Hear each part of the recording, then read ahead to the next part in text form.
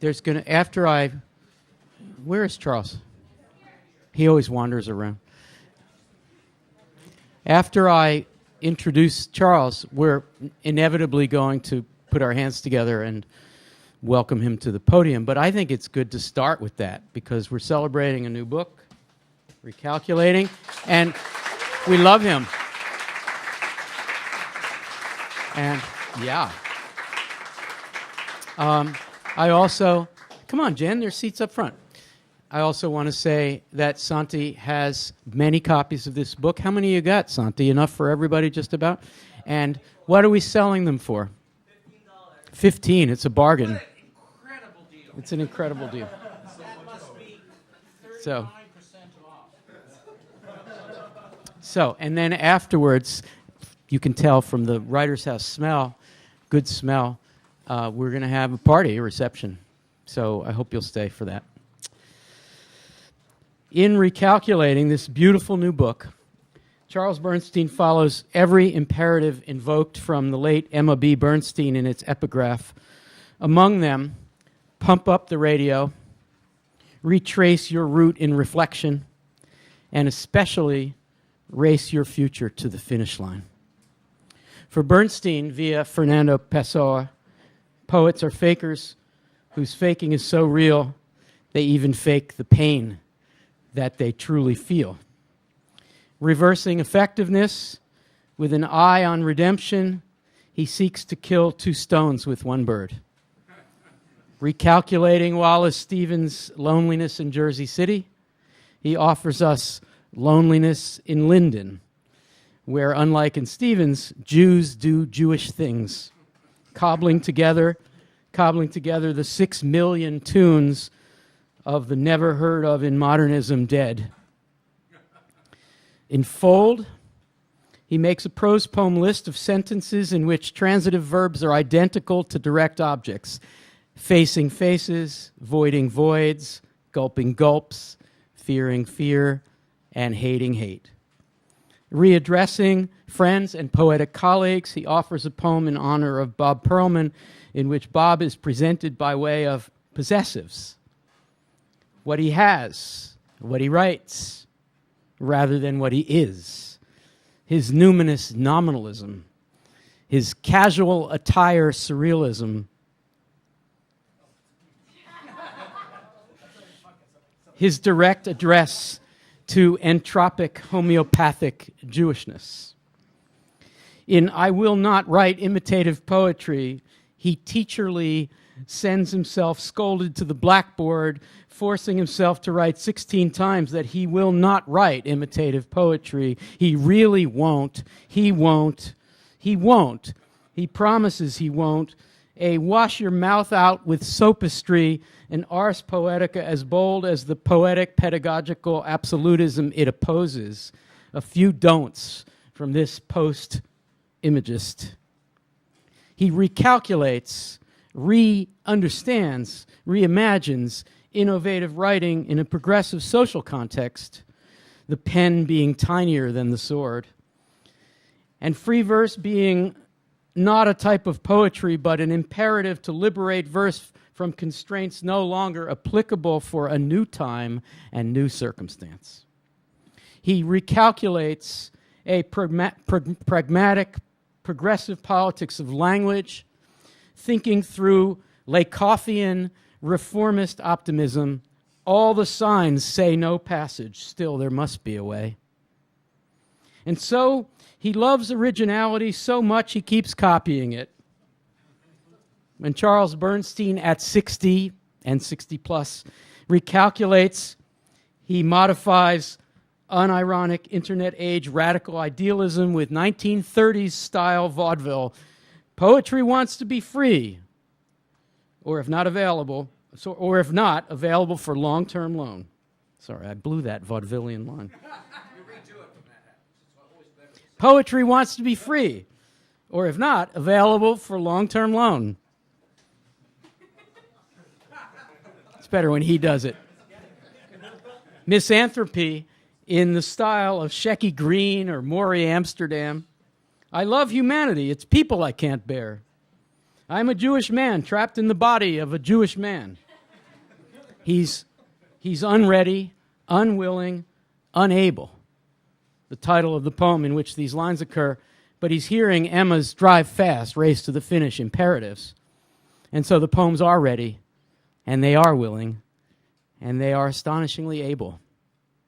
Yes, this personal recalculation gives us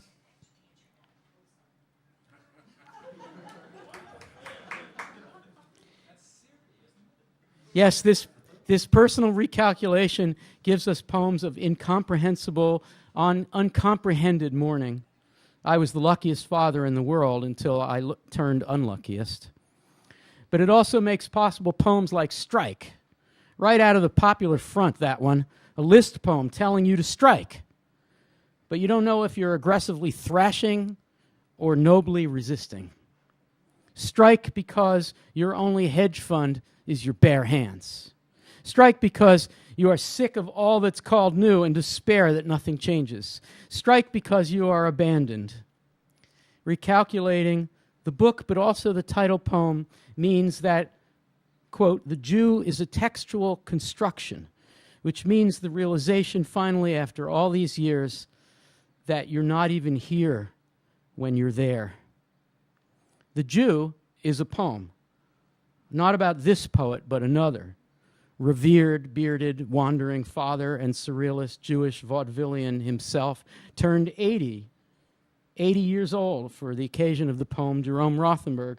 The poem consists of 24 Talmudic joke stories inflected by Cagean contemplation. A reader complains about the obscurity in a line of verse and seeks a Jew's counsel. Obscurity is like the yeast in a cake. It is long-acting to ensure the dough rises on time. Recalculating means rising on time. Just in time for Election Day, 2008.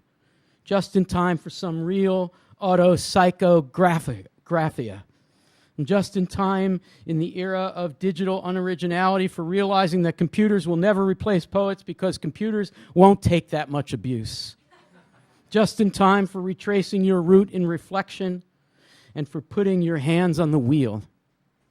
Just in time for poet fakers who've learned for years in poems to fake the poems, the pain they really feel. Our friend, colleague, collaborator, friend, did I say friend? With a new book, Charles Bernstein.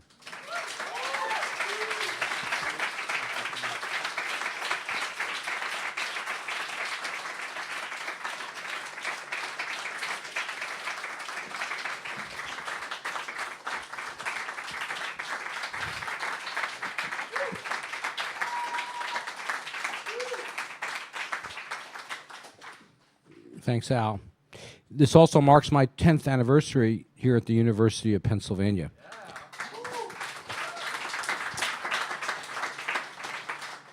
And, yeah,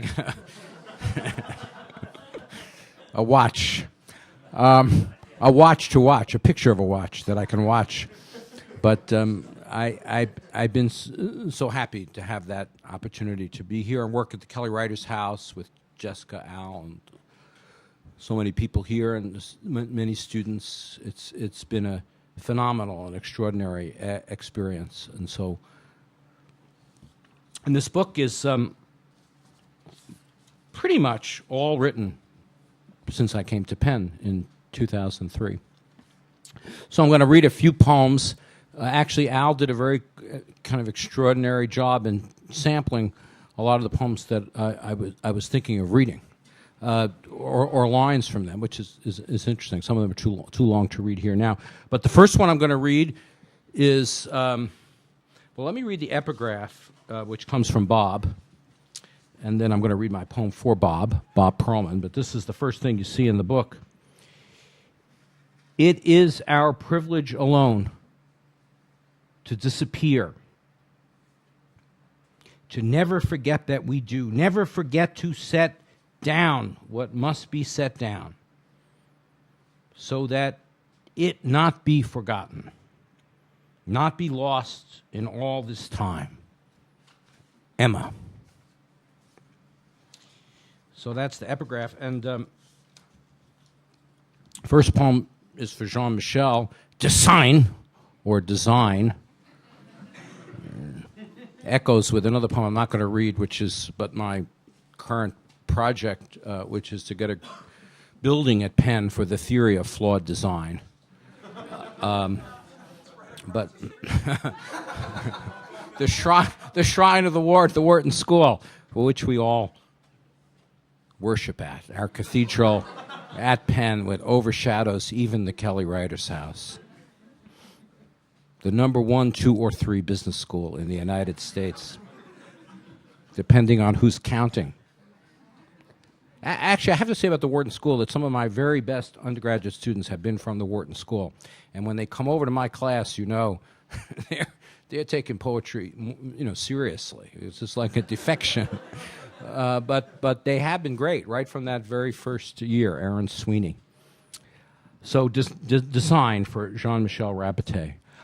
I saw the sign on its hooks, grappling with the being of its having become and gone in a flash, just like the gun returned to its holster, or the prairie dog howling with homesickness, even at home.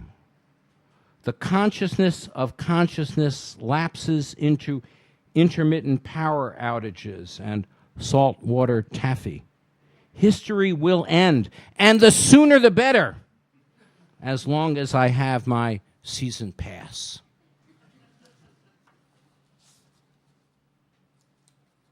And this is the one for Bob, published in a Jacket 2 selection edited by Kristen Gallagher at Jacket 2 magazine.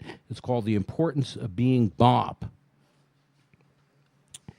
Characterization of my aversion to grace, Bob's distrust, Bob's considered numinous nominalism, chual autographology, Bob's illusions, Bob's concept, Bob's classical sec incunabula generosity, Bob's Bethlehem, Bob's discretion, Bob's ventriloquism, Bob's casual attire surrealism, Bob's being difficult, Bob's social realist charming reader, Bob's difficulty, sometimes you, fickle yet disarming, odious but resilience, Bob's direct address to entropic homeopathic Jewishness, Bob's talk, Bob's resistance, Bob's tactical humor, Kimoy and Matsu, Bob's strategic, Bob's legible illegibility, Bob's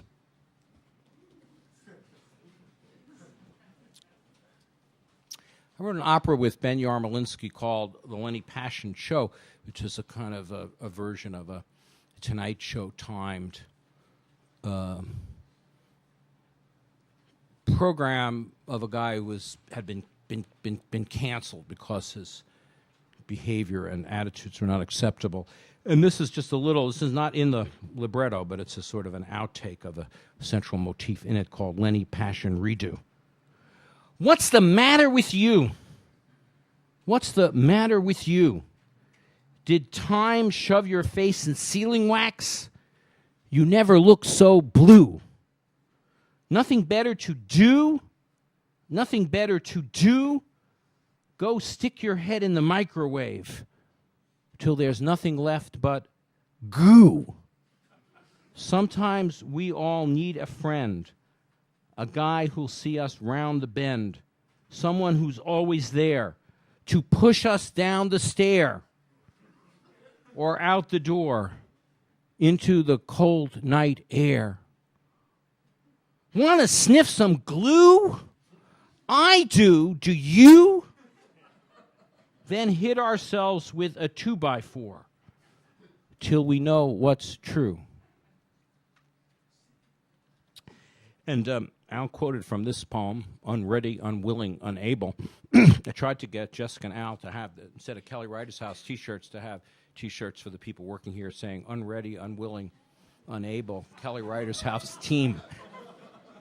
But they are really not a dark group here, despite my involvement with them. They're very positive. They're cooking. They're trying to create a place of actual positive energies. I don't know how I can stand it, actually. But unready, unwilling, unable. Peerlessly literal, we're a little nearer than we were. There is nothing I would rather see than an angel dancing on a rhyme or a unicorn playing Phaedra. I love humanity. It's people I can't bear. I am a Jewish man trapped in the body of a Jewish man. I love people.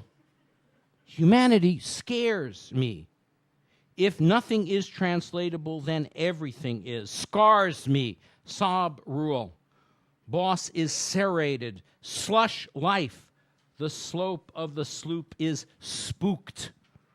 The revolutionary spectacle of a baby tearing off her diaper, or a crippled young boy casting aside his crutches, cannot help move all those who yearn for liberation. A liberation that is blocked by the cruel forces of fate and biological inequality. Poetry doesn't exist to be understood or solicit accolades or dismissals. It does what it does, what it can do. When it comes, it comes. When it goes, it goes. This is the secret of rhythm. For what leaves one person high and dry is for another as necessary as water. And you can have that necessity for one without at the same time sacrificing the availability to another. And can you have that necessity without sacrificing the availability to another? And those 2 points of accessibility, inaccessibility may also occur for the same person at different times, or even different persons or parts of any of us, odd as that may sound. Poetry's power, some poetry's power, may be that its appeal is not universal but specific, not popular but partisan. We don't all agree. If everything is translatable, nothing is. Then I came to a fork in the road. Mediocre politicians campaign in poetry and govern in prose. Great politicians campaign in prose and govern in poetry. Camp is a drag. Sometimes at night when I can't sleep, I take down one of the volumes of my vast Yellow Pages collection. Too much light. So I go to draperies, shutters, and blinds. But which one? Draperies, shutters, or blinds?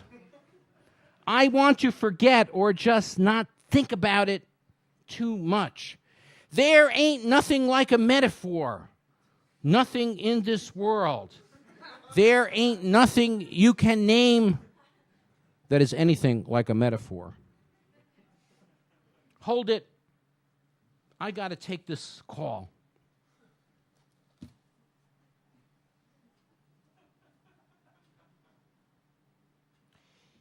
It might be from someone more important than you. I don't even know you. Infinite joy in finite time, finite pain in infinite time. My little blurb must think it queer to stop without a poem book near. But I have proverbs still to write to shore me against frightening night. Grenier. Green in green shines. Nowhere, now here, nowhere. Time's loopy as a pretzel, salty as belly locks. A gift horse looks nobody in the mouth. The more one turns away from a thing, the greater the force with which it returns in the unconscious. Tea Party. I love America so much. I want to lock her in my basement and have her all to myself.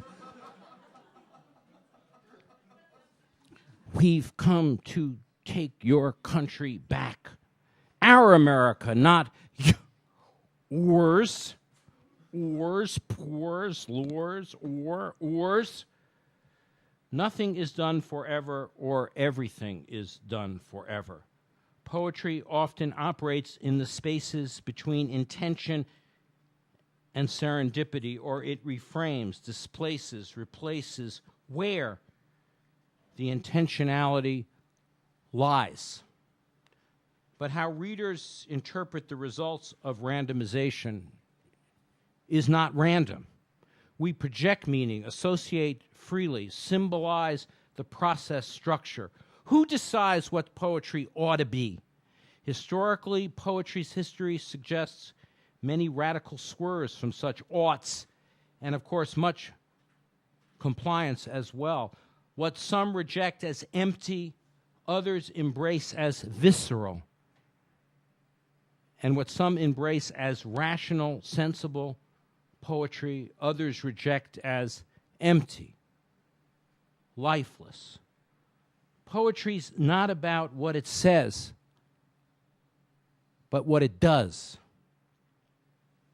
For where one finds commensurability with paraphrase, there the sheets have not been rumpled. There poetry has not, so to speak, spent the night, Mandelstam.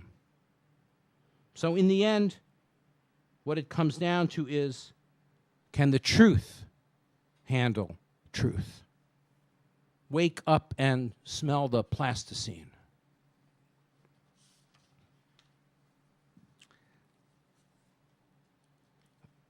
This poem is called, Won't You Give Up This Poem to Someone Who Needs It?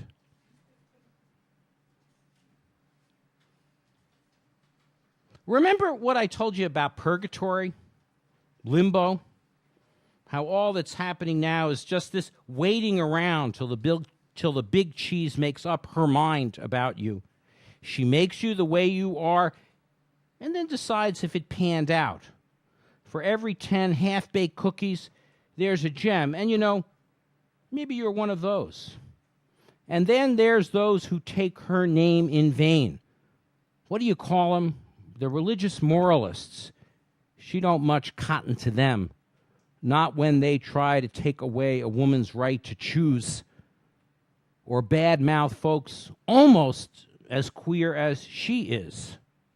Well, everybody makes mistakes. That's what purgatory's for. Sometimes it happens that while you wait, you see what's what. Start accepting you're in a long queue for God only knows what. And neither of you has any idea what the hell the matter is or what to do about it.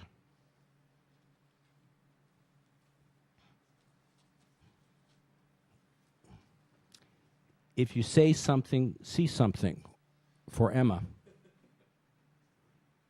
It didn't happen that fast, clobbered by the silt of mineral movement, tempted to board the welter of inspecific media capture, burnt like leers on the sprain. Cajole me into Bolivian, or if not obliviousness, clotted clearings that jam like slate. I didn't mean to do it. Intention doesn't even enter into the equilibrium. Equilibrations send me away. I've never been there. Today is the last day of your life till now. I was the luckiest father in the world until I turned unluckiest. They shoot horses, don't they? In the mountains, the air is so thin you can scarcely say your name. I dreamed I was a drum. In the dream, I dreamt I was a schoolboy, afraid of school. I dreamt I was drowning.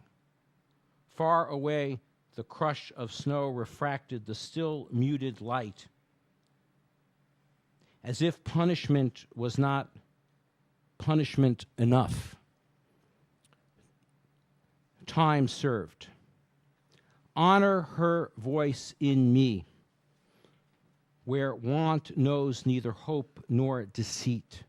Flown as if bent in place or smacked into temporary adjust filter after total system flush. Revamped by the best in view anchorage, just salty enough, goes on where the instigations to instantiation are plumb zero. Bearish on fate, bullfrog of a guy, no spills. Argument ages past warrant. Funhouse carbonization, folded into lure. Honor her voice in me. And still a searing can be seen. Under adequate convocation, the apparatus collapses on cue for more than would be impingement. I grieve in tow, untie by stalling, as honor lives by two. Habits accent by holding steady, a lifeboat to nearly everything. Bridges buckle, weathered to their climate. I feel as if the day's done gone and left me in this lone and fearsome blind. Sapphics. Here where I found you, here will I lose you. Tears on the slow take, tears on the upswing, hidden when I go now, crushed by a token, sorrow as a cancer, reason eschews answer, mobbed by a gay light, scarred in a queer fright. Little did I know then, nothing do I ken now. Fate is a torn wing. Hope is a hypocrite. Chimera. At dusk I found it silent there, and sudden caught it in my hand. It squeaked and hollered with despair, but I was young of ruthless mind. I scooped and cupped it in my palm so it would no more come to harm. Yet quick I knew to let it go. It was not mine to have nor hold. Ere since that day I've gathered twine to knot and glue into a rhyme. Resigned that tunes will never bind. Shimmering shadows tossed in time. And I'll end with the poem that ends the book, which is called Before You Go.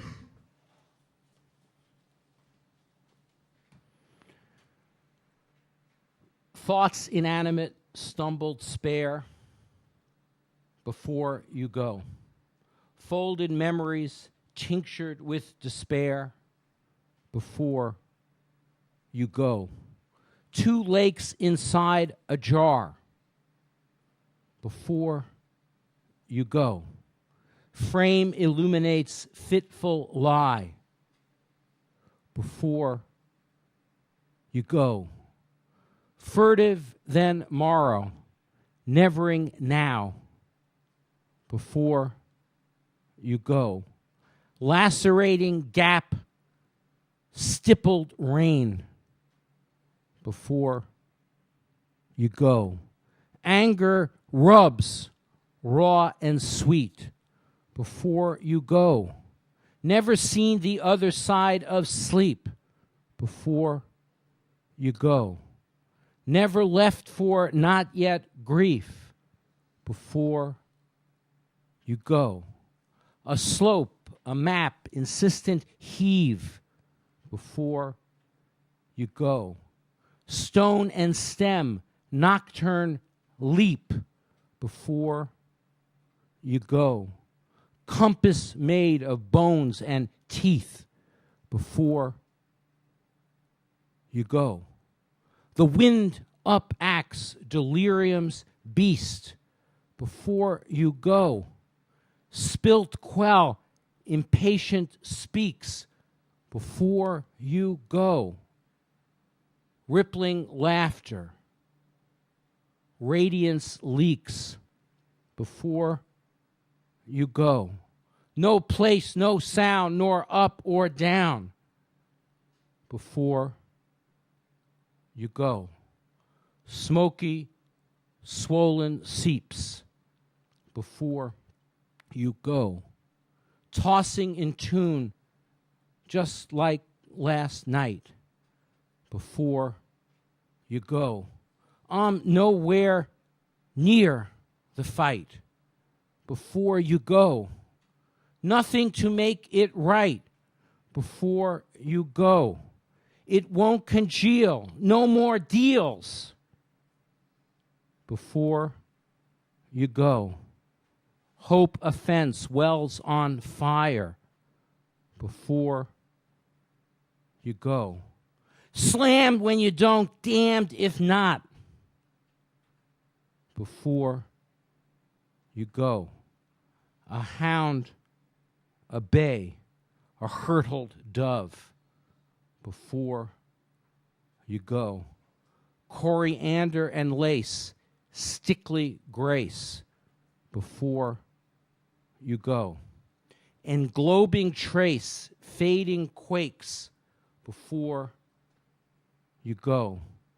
Devil's grail, face of fate before you go.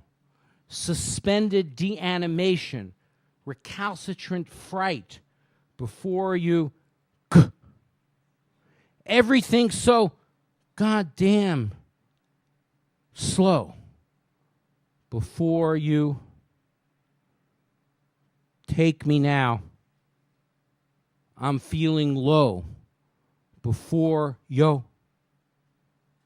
Just let me unhitch this toe before you.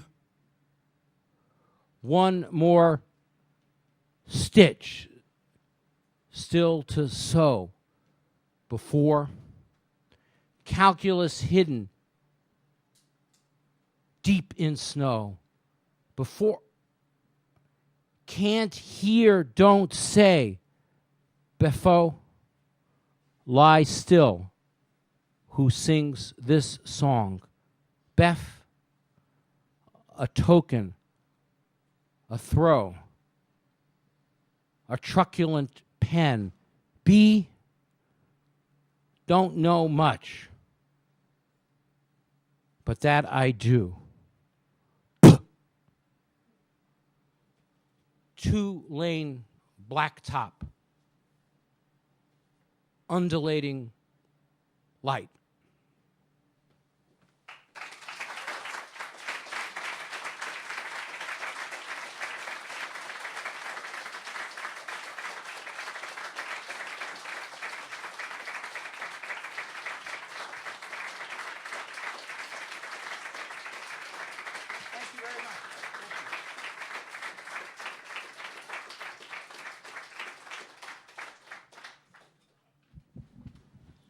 Charles Bernstein, everybody.